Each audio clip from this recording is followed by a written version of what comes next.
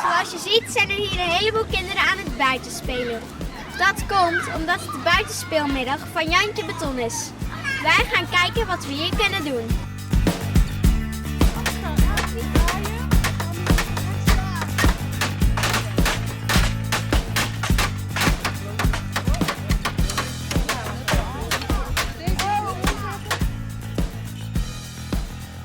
Wat is er hier vandaag te doen?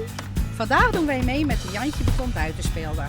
Wij zitten nu op een nieuwe locatie en met deze wei en alles erbij is dat een hele leuke manier om kinderen buiten te laten spelen.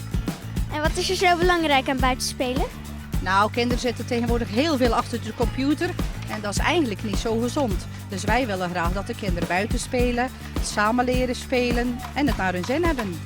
En nu doen we dat dus mee voor de eerste keer met de Buitenspeeldag. Hiervoor hebben we ook ingeschreven om subsidie te krijgen. Dat hebben we namens 3 kinderen aangevraagd. En wij hebben bijna €200 subsidie gekregen. Dus daarvan gaan we 2 doelen kopen om te voetballen. En 2 kruiwagentjes om in de tuin te werken. En nog buitenspeelmaterialen, harkjes en schopjes.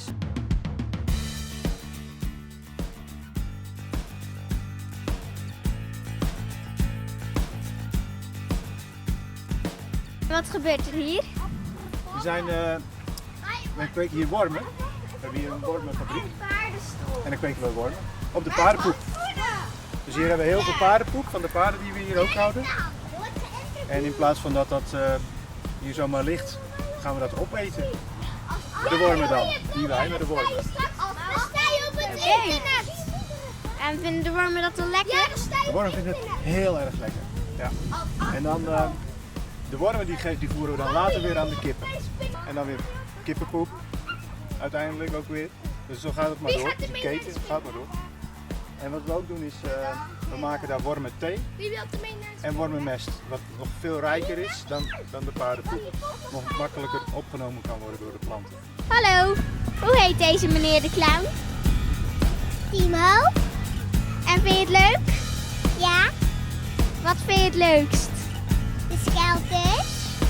En wat vind je leuk aan de skelters? Dat je kan trappen en fietsen. En vind je de glijbaan ook leuk? Ja. Nou, ga maar hoor. De dag is klaar en geslaagd. Ik hoop dat jullie dat ook vonden. Tot de volgende keer.